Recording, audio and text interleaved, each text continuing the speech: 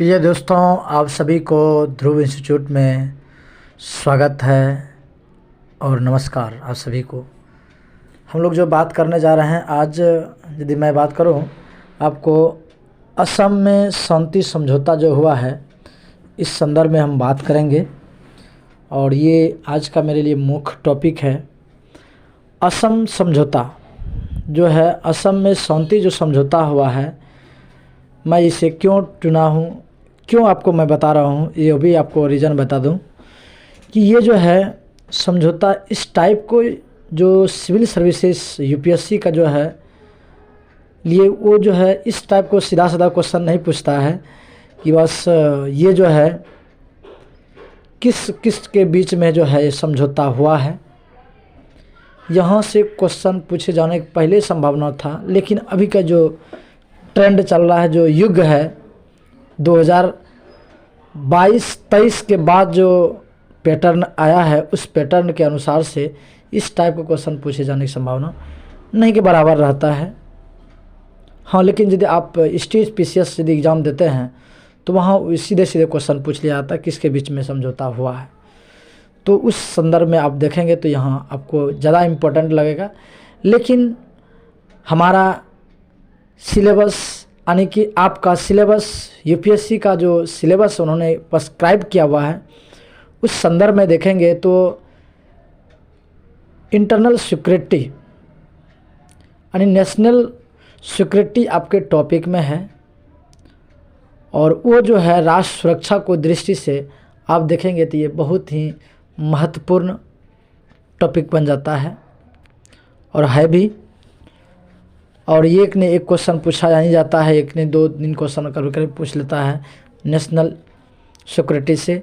तो उस दृष्टि से आप देखेंगे तो मेंस की दृष्टि से ये हमारे लिए इम्पोर्टेंट हो जाता है किस प्रकार पूर्वोत्तर क्षेत्र में शांति समझौता किए जा रहे हैं।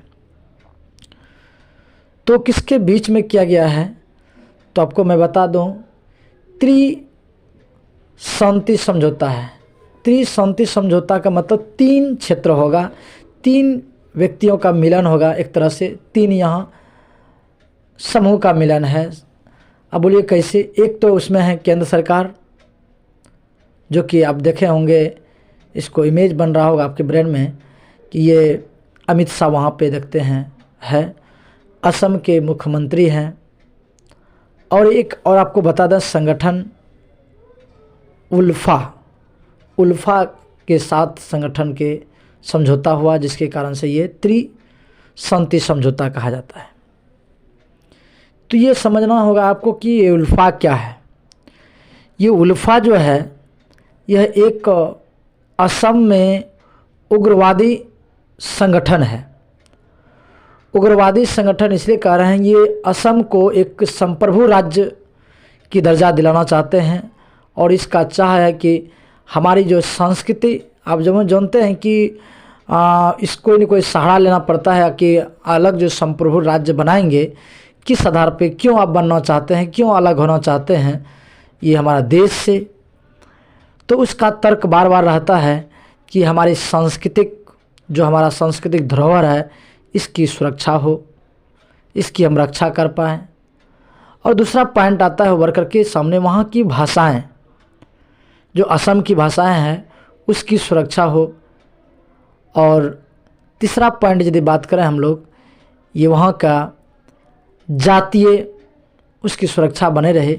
इन तीनों पॉइंट को ज़्यादातर ध्यान में रखते हुए, और इससे जो है नहीं, वहाँ की सोसाइटी के, वहाँ से समाज से, वहाँ की जनता से, लोगों के और ऐसे संगठन को बहुत अधिक सपोर्ट मिलता है, क्योंकि ये ज़्यादातर भावनात्मक रूप से लगाव होते हैं। और ऐसे मुद्दे उठाएंगे तो ऑटोमेटिक जो है आपके सपोर्ट में कई लोग खड़ा होंगे। तो इसलिए ये संगठन जो है काम कर रहा है उल्फा। मैं एक बार मैं आपको बता दूं, उल्फा का फुल फॉर्म जो होता है, ऊ से मतलब जो ना यू, यहाँ पे यू है, यू के मतलब है यूनाइटेड, एल का मतलब है लिबरलाइजेशन, यूनाइटेड लिबरलाइजेशन, एफ का मतलब है फ्रंट ऑफ असम, ए का मतलब है असम, यानी कि united liberalisation front of Assam, यानी इसे हम कहते हैं उल्फा। ये उल्फा जो है 1979 से ही ये सक्रिय है, यानी कि 1979 से ये संस्थाएं सक्रिय हैं और इस तरह से मांग ये कर रहे थे। सरकार जो है अभी लगभग देखेंगे 40 साल के बाद, 40 साल के आसपास हो गया और जाकर के इसके बीच में समझौता किए हैं, और ये अच्छी बात है शांति समझौता बनाना हमारे देश के लिए। और यदि बात करें, ये गुट 2 गुटों में है, 2 भागों में, एक तरह से मुख्यतः 2 भागों में सक्रिय ज़्यादा है।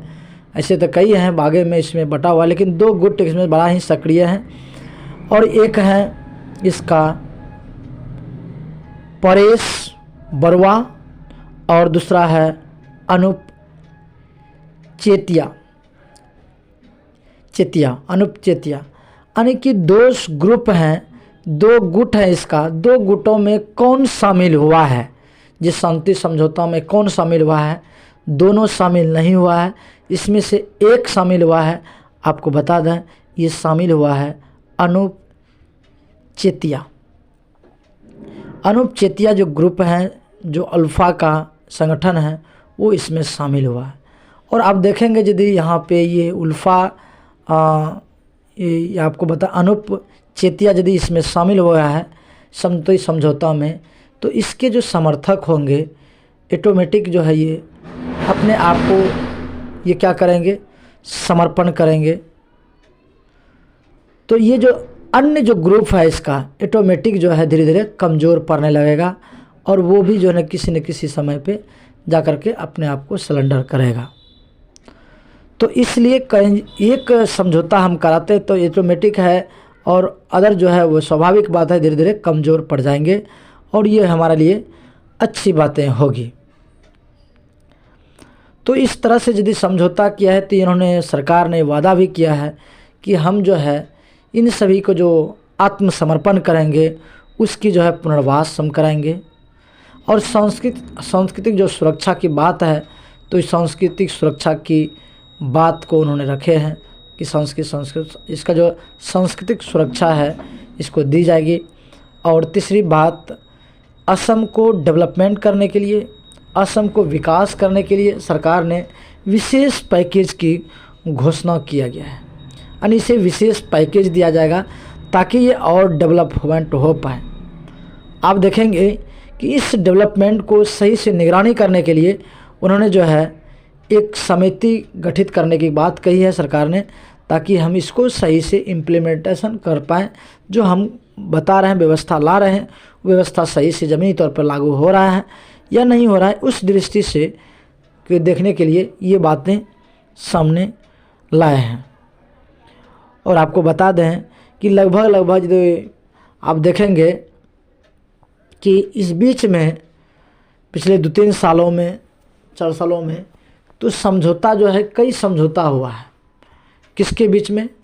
पूर्वोत्तर राज्यों के बीच में लगभग 9 समझौता अभी तक में हो चुकी है, जो कि हमारे राष्ट्र की सुरक्षा की दृष्टि से बहुत इम्पोर्टेंट है। क्यों इम्पोर्टेंट है? यदि आप नक्शे पे जाकर देखेंगे तो आपको असम जो है बांग्लादेश के साथ सीमाएं साझा करते हुए मिलेगा। तो आप देखिए वहाँ पे जाकर के नक्शे में कि ऑटोमेटिक आपको लगने लगेगा कि ये हमारा देश की राष्ट्र सुरक्षा की दृष्टि से कितने इम्पोर्टेंट है। और यदि जानते हैं, यदि इस तरह के संगठन शांति प्रिय बना रहता है तो हमारा चाइना को, भूटान को, हर तरह के जो एरिया है हम उसे कंट्रोल करने में बहुत ही आसानी वे में सुलझा सकते हैं। तो इस तरह से आप देखेंगे इस टॉपिक को यदि आप पढ़ेंगे मेंस की दृष्टि से तो काफ़ी यूजफुल आपको लगेगा। और आप आराम से क्वेश्चन जो पूछा जाता है 250-150 वर्ड में आराम से लिखा जा सकता है। और वहाँ जो है 2 राज्य ज़्यादा ही सक्रिय है और इस तरह की मुद्दा उठाने के लिए, असम और एक नागालैंड। ये दोनों राज्य जो है चाहते हैं कि अपने अपने क्षेत्र को स्वतंत्र कर लें और वही बातें रखते हैं जनजातीय क्षेत्रों को लेकर के, यानी कि जातीय व्यवस्था हो, वहाँ की सांस्कृतिक सुरक्षा की बात हो, यानी भाषाएं आधार पे हो, जो निर्जातीय लोग होते हैं उसी तरह के डिमांड ये लोग रखते हैं। तो आप सभी जान रहे होंगे असप्पा कानून, आपको मैं बता दूं असप्पा कानून जो है लगभग यहाँ 80% समाप्त कर दिया गया है असम में, जो कि बहुत ही अच्छी वाली बात है। तो इस संदर्भ में, इस दृष्टि से यदि आप पढ़ेंगे और इसको समझने की कोशिश करेंगे तो मुझे लग रहा है सिविल सर्विसेज के जो मेंस के एग्जामिनेशन का पैटर्न है उसको आप अच्छी तरह से सॉल्व कर पाएंगे और अदर पीसीएस के एग्ज़ाम में भी आप अच्छे कर पाएंगे। मैं आपको थोड़ा बहुत बता दूं कि जब भी मैं पीसीएस की बात करता हूं या सिविल सर्विसेज की बात करता हूं, आपकी दृष्टि में स्पष्ट रहना चाहिए कि हम जो सिविल सर्विसेज की दृष्टि से ज़्यादातर क्वेश्चन बताने की कोशिश करता हूं, और मैं यदि पीसीएस कहीं नहीं बोलता हूं तो आपको समझ लेना चाहिए उसी में समाहित है। मैं कहता है हाथी के पाँव में सब समाये हुए होते हैं और इसीलिए हाथी को यदि तैयार कर लिया जाए, हाथी यदि बन जाए तो ऑटोमेटिक है छोटे छोटे कीड़े मकोड़े उसमें समाया जाते हैं। तो इसीलिए आपको ये बार बार हमको नहीं कहना पड़े ये पीसीएस के लिए है, ये यूपीएससी के सिविल सर्विसेज के एग्ज़ाम के लिए दृष्टि से है, तो आपको समझना पड़ेगा कि ये दोनों उसमें है। यदि मैं बता रहा हूँ तो दोनों इंक्लूडेड है, तो इसीलिए मैं थोड़ा आपको बताना चाह रहा था। बस आज इतना ही। आप सभी को फिर से धन्यवाद। Thank you so much.